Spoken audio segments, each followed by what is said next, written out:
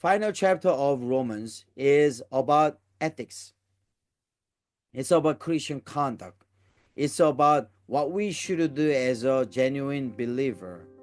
Apostle Paul never visited this Roman church, but he understands what they need.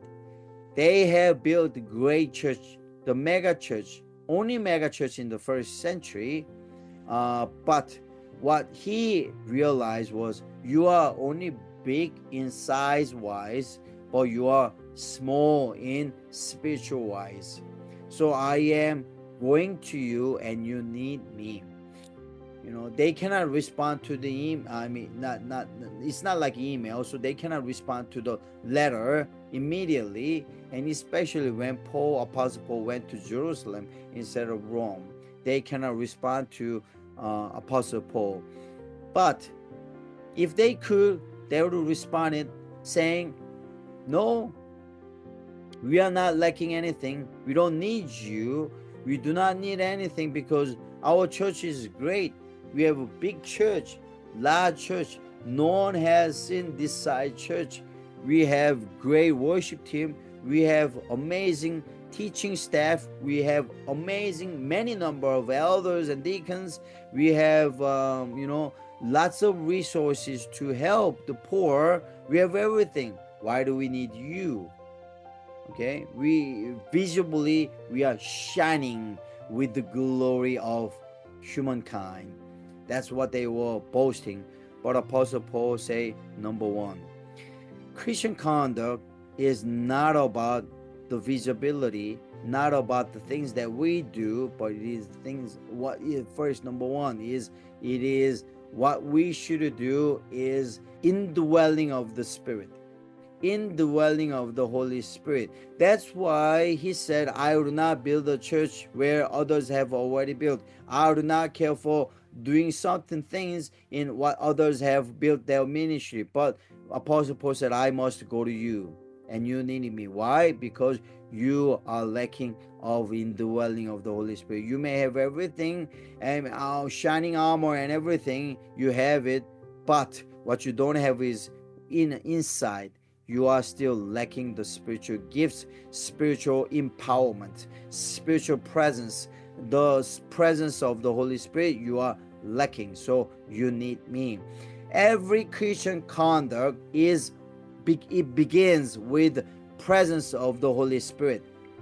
If you are a good Christian by doing good conduct, you do not understand what the Holy Spirit does in you. You do not understand what Christianity is. So whenever we discuss about Christian ethics, the primary thing, the primitive thing, the very first preeminent thing that you need to discuss and realize is the presence of the Holy Spirit.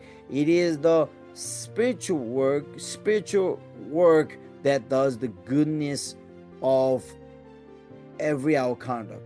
So don't think of Christian ethic with something that you do certain goodness, you bear certain good fruit, you do something with your own might and wills.